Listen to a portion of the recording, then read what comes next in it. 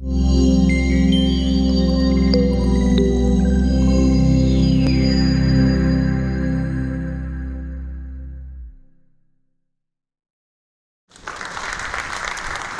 you.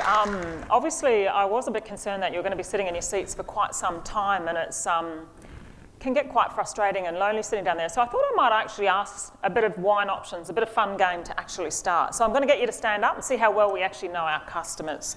So you have to stand up. We're going to just simple wine options game. I'll ask you some questions. You'll have to do a couple of things, and we'll see how good we actually are.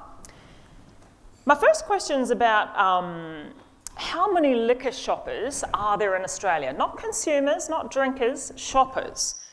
So if you think the answer is million, stay standing. If you think the answer is 12 million, put your hands on your head. If you think the answer is 14 million, sit down. Make your decision. Okay, all of those who have their hands on their head and those standing can now sit down, and those seated can stand up. Okay, we've got a few left in the running pack. Couple more quick questions. How frequently do you actually think shoppers in Australia shop the glass spirits category? The glass spirits category. If you actually think it's once a year, stay standing. If you think it's twice a year, sit down. And if you think it's 4 times a year, put your hands on your head. The average shopper in Australia shops the glass spirits category once a year. This gentleman knows our customers in Australia, and I've only done 2 questions and I had more to go. Well done, well done. You know our customers very well. Okay, hopefully I've got something more interesting to say about our shoppers and what's going on. And I think you've obviously heard a lot today about what's happening in the business and understanding customers. And I know I've only been here for a few sessions this afternoon. We're focusing on customers and really putting them at the beginning of the journey is something that we're all in. And really, when you actually start to think about it, customers' expectations in retail are very much changing. And when you look at how we actually live and what we have access now to as customers, it really does start to change how we think about things. We have infinite memory. We can store, we can put anything anywhere we like. We can actually find out whatever we need to know. We just Google it. How many times have you been sitting in the pub and someone says, oh, I wonder how old such and such is, or how many movies did such and such do? Isn't it incredible? Everyone doesn't just sit there and actually just chat about it anymore. They actually just say, oh, I'll just Google it, get the answer. So we do actually have information at our fingertips. And as a result, it's really changing our expectation of what we expect retailers to deliver. We live in the always-on culture, which I think we actually know. And as a result, it still actually comes back to the things that are really, really important to us as shoppers. Those things haven't changed. Time, money, and angst. I think for the retailers in the room, they would absolutely resonate with that. They're the 3 things that are still important to us as shoppers: time, money, and angst. And it's quite interesting when you look at a lot of the technologies that have now become available. A lot of them have focused on shopper needs, but they haven't necessarily always been delivered in a way that's a tangible value proposition for our shoppers. And that's really where the opportunity lies for a number of us to actually continue to improve what is the shopping experience. I think this is a really, really lovely quote, and I think it really summarises quite well what's actually happening and what is a revolution in retail. You know, never have expectations in retail been higher. A lot of demands are being placed on us as retailers to understand shoppers more and more and get closer and deliver to what they actually ask of us. Transactions must be instant, faster.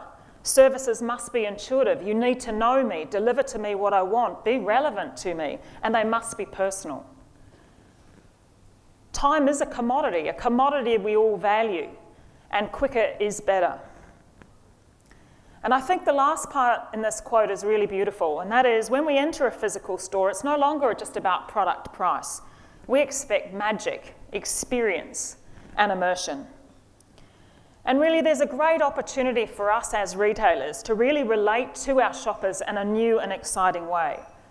How do we use our bricks and mortar approach to actually complement what is a fabulous shopping experience? And when you look in the liquor environment, there couldn't be a better industry, the drinks industry, to really bring that inspiration and magic alive for our customers. But continuing a little bit along and thinking about the shoppers and the journey, when you wind back time, and when I was a really junior marketer a long, long time ago, the path to purchase was really, really easy. It was a linear thing, it was pretty simple, and there were very connected points of moments of truth. And you just needed to deliver at each one of those moments of truth. I think the interesting thing for shoppers now is it's a very, very complex world. You can actually research something online, you can actually research it in the store, you can then transact online, or you can transact in the store, you can ask your friends. We've heard a lot about social media. All of these things are different ways for our customers and shoppers to seek out information. So really today it is a much more complex world for a shopper. They rely on feedback, research, multi-channel content, and opinion testing before they ever make a purchase. But really, when you boil it all down, although it's very complex and I have a lot of access to a lot of things, the essence of retail really hasn't changed if you think about it. We've always done things like gather information. The electronic world or the technology has just enabled me to do that in more places faster with more people. It's always been about a transaction. It still is today. I now want to do that transaction the way on my terms. And the third part of retail is always about delivery and fulfillment. Once again, the customer's demanding more from us as retailers. It's got to be on my terms. And I think that's the essence of what has fundamentally changed retailers, of how we need to understand our shoppers better and make sure that we deliver to what our customers expect on every shopping mission they have. It changes each time, and we need to stay in tune with what best delivers to those customers. You've no doubt heard some more statistics earlier today, I'm sure from Natasha, spoke about what's happening in the trends of the Australian market. And really, when you look at it, there is quite an underlying change in terms of the changing demographics and changing dynamics. We all talk about the ageing population, and that's quite interesting from our perspective in terms of the different categories and the different segments of the market, and how, as we age, the kind of structural or category shifts that we're actually seeing. You see a move from more full-strength beer into mid-strength beer. People wanting to actually consume in a different way the styles of products. Obviously, wine becomes a more important part of the mix as you get that ageing demographic and people have that rite of passage into the wine category. We're also seeing migration and cultural diversity in this country. A lot of the diversity that we're actually getting has quite a different category repertoire than we would have known in the past. We're moving from the Anglo-Saxon into a more Asian kind of mix in our population, and they have different needs and wants that we need to better understand and make sure with yourselves as suppliers and distributors in the industry, how do we bring the right products to the market that actually best suit our customer needs? And then one of the very, very big challenges I think we all face is obviously the alcohol consumption decline. As our changing lifestyles, it's now fashionable to wear a Fitbit on your arm and parade around and let everyone know how fashionable you are. It's actually acceptable, health and well-being and balance of life. It is having an impact in terms of alcohol consumption decline. And when you look at it in the last 5 years, our alcohol consumption has gone from 11.5 litres of pure alcohol down to 9.5. That's a remarkable change in an industry, and obviously what we want to do is make sure that we create a vibrant and healthy category that best delivers to what our customers actually want. And we would love to partner with many people to actually grow that opportunity, as I'm sure all of the retailers in the room would like to do. You've got other changing dynamics like smaller households, individuals living on their own. You've also got mixed households. I mean, how many of in the room have older children who have forgotten how to leave home. You have these quite different household makeups, and it's quite amazing how they raid the fridge for a lot of alcohol products. So the changing nature of our customer base. You've also got in supermarket shopping, it's now absolutely common to visit the supermarket 2 and 3 times a week, smaller baskets, more frequent shopping. How does that start to impact our kind of shopping and shopping missions in the liquor industry? So as retailers, we all no doubt spend a lot of time trying to understand these dynamics so that we can better serve our customers. I'm not going to go through each of these, but there are big mega trends globally that are also relevant in Australia. These are the ones that we see that relate more to the liquor industry or the drinks market. And really, we can't ignore them. They are foundational trends, and we need to work out how do we actually best leverage these trends to really grow what is a great opportunity in our market. Whether it's about our digital life and technology that I spoke about and how it allows our customers to be a lot more demanding and lift their expectations on not only us, but the brands in our store. Time scarcity, and in terms of convenience, people really value true convenience. And what does that actually mean in a liquor retailing environment? How can we best deliver to that in the most relevant way? I think a lot of you would know in many categories personalisation, mass personalisation. I want it made for me. And personalisation is not just in products. We've heard from Tyson around relevant communications. Make it relevant and personal to me. Our shoppers are not silly. They actually know we all have a lot of powerful information about them. They say, well, if you have that information, we wish you to use it smartly and make things far more relevant and tailored for me. Social responsibility. We've heard about place, authenticity, and all of those elements. This is very much how our shoppers start to build trust and relationships with retail brands. Health and well-being, I talked about that and how that really is affecting the drinks category. And then the last one is around the disappearing middle. The global financial crisis, you have seen a lot of growth in strong discounters, what you might call the discount phenomenon, particularly in the UK. But you've also seen the growth in what you actually might call more premium ends of the market. And if you're thinking about the UK market, you've got Aldi at one end and you would have Waitrose, for example, at the other end. So that shows the disappearing middle. This is actually also happening in some of the drinks categories in our store, whether it's in glass spirits, whether it's in some of the other categories such as wine as well. We all need to be very much mindful that there is a flight to value, but there's also a desire to drink more premium. And really, when you weigh up a lot of those trends, what we're actually seeing in the drinks industry in Australia, it's leading to our customers shopping less frequently for alcohol. And why is that? Well, quite simply, they're having less occasions. The less occasions I have means the less time I actually have to come to the store to buy an alcohol product.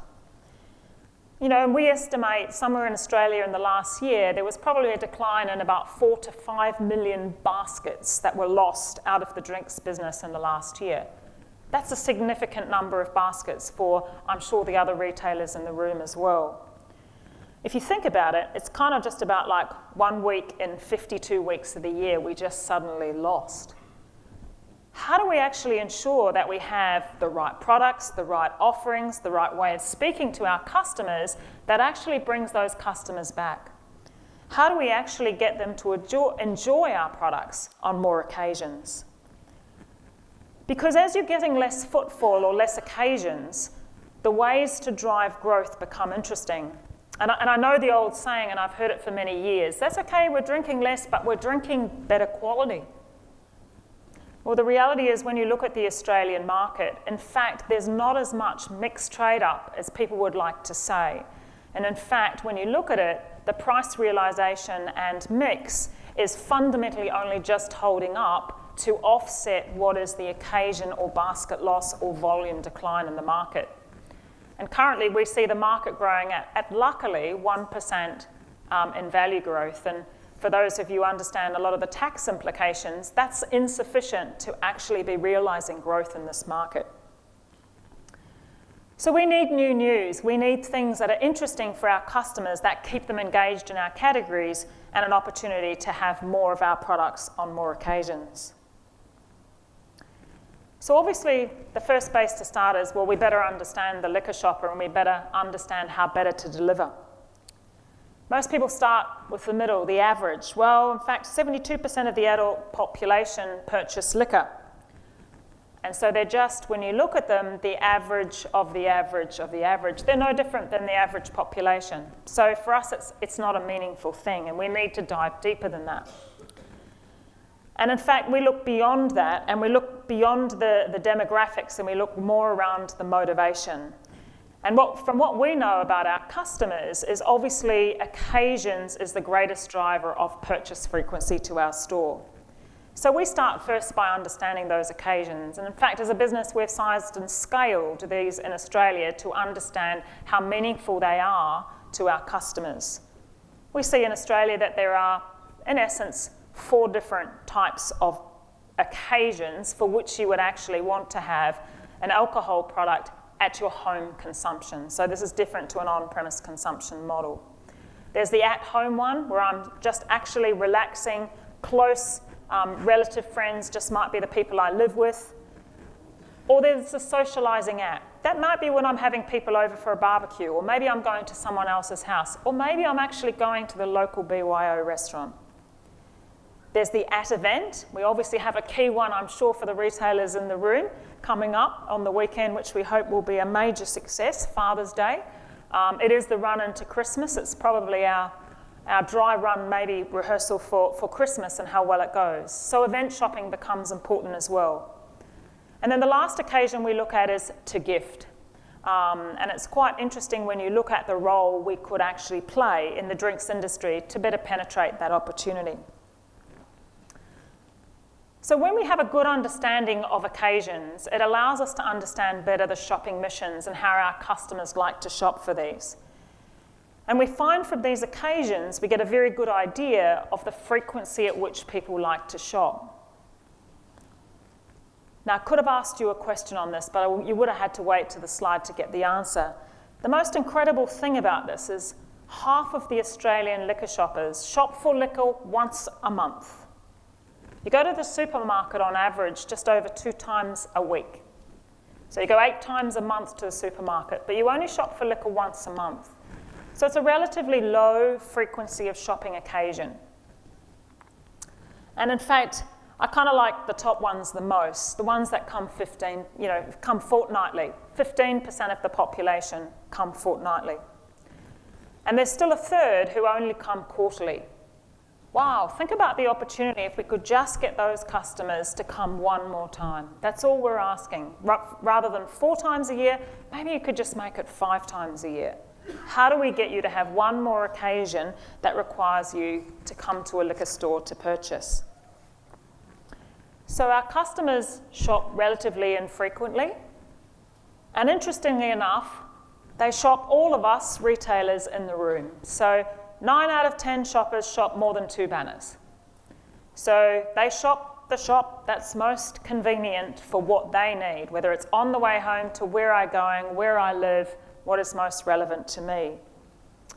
So for us as retailers, we obviously have to, as you do with your brands, we actually have to engage with our customers and get our customers to also love our brands, to want to come to our stores more than somebody else's store.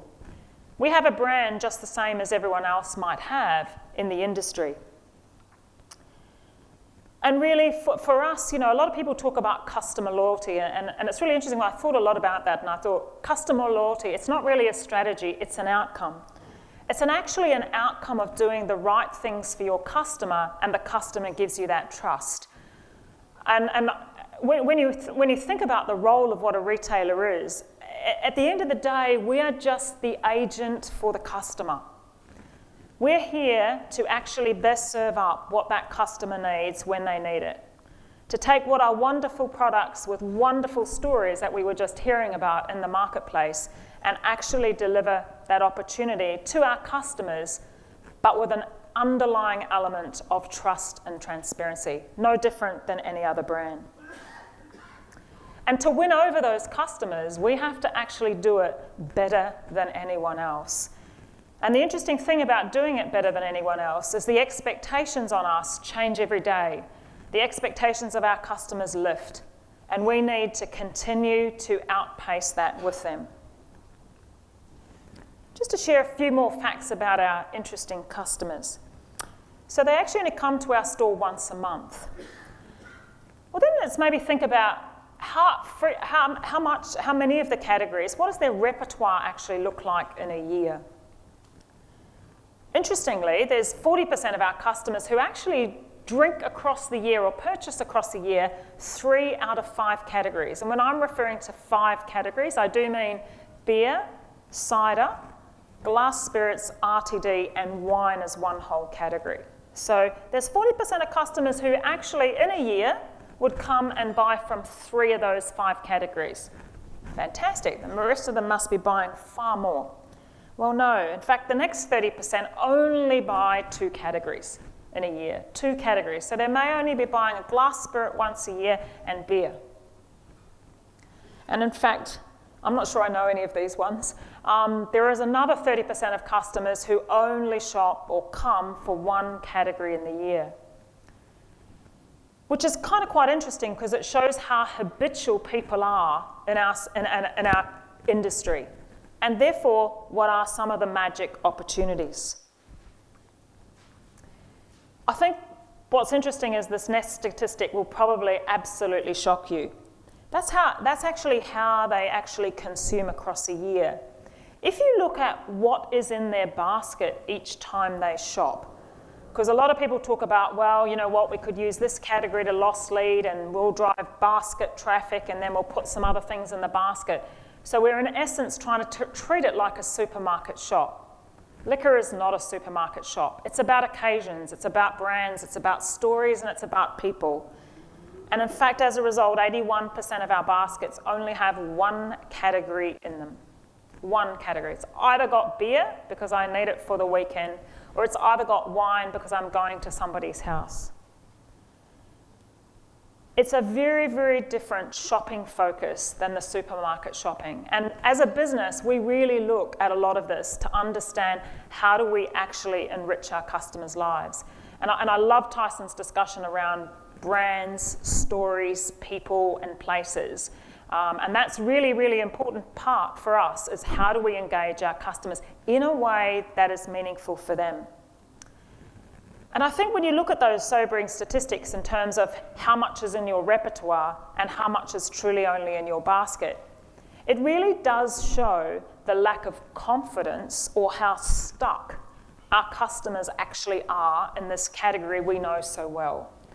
And really what they want is confidence. And I think from us as retailers, we need to give them that inspiration or those reasons to have confidence to try something a bit more, to actually make that safe discovery.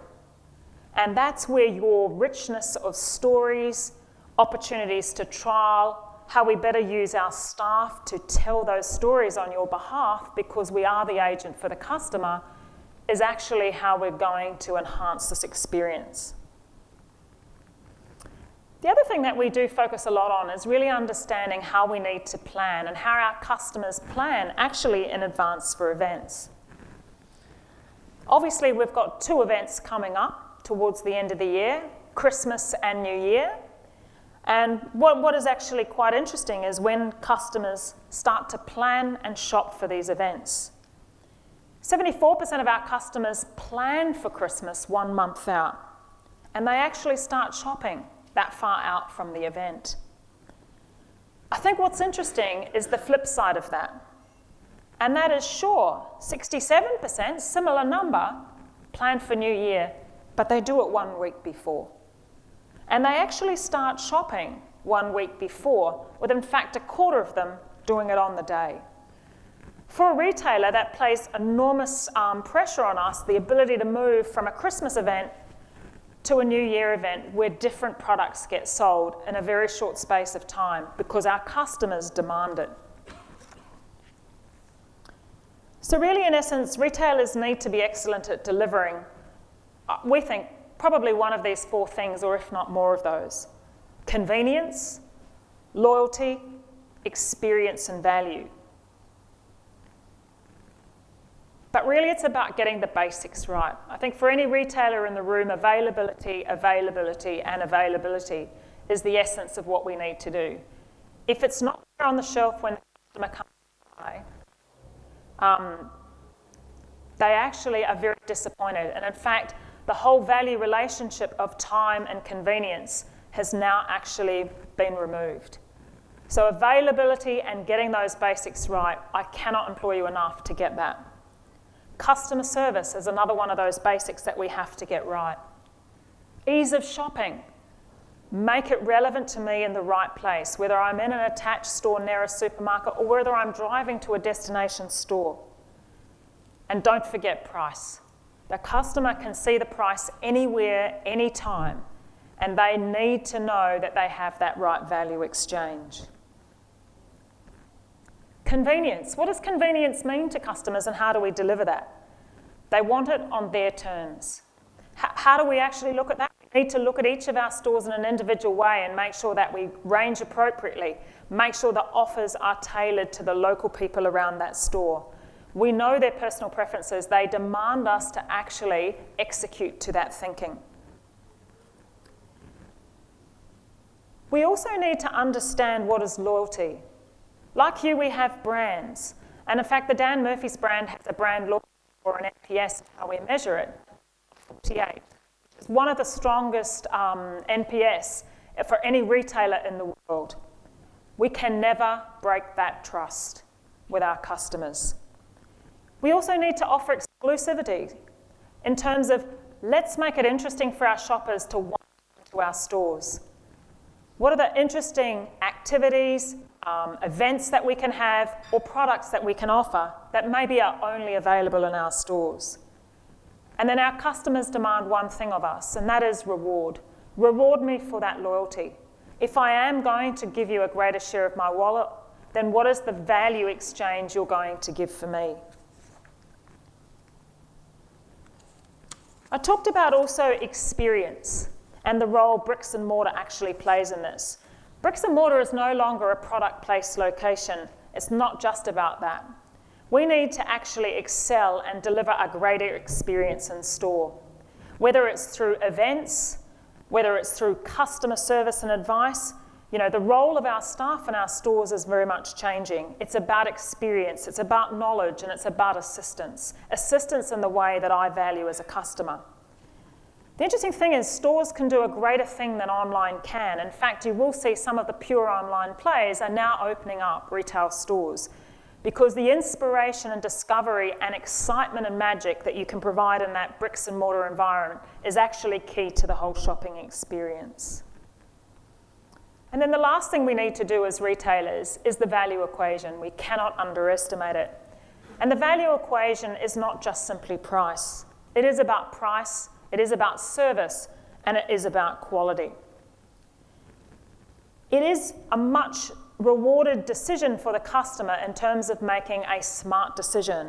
And as retailers, we need to help the customer feel that they have made that decision. There are other retailers in the world that, for example, Safeway in the US, that has an app that is about just for you pricing, specialized pricing tailored exactly for you. That's where our customers are demanding us to go. So when you bring this all together for us as retailers, we find that actually partnering with our suppliers, learning ways to actually grow the category. We're not that interested in share switching in our stores. We want to actually gain more footfall. We want the market to grow. We want our customers to have more occasions.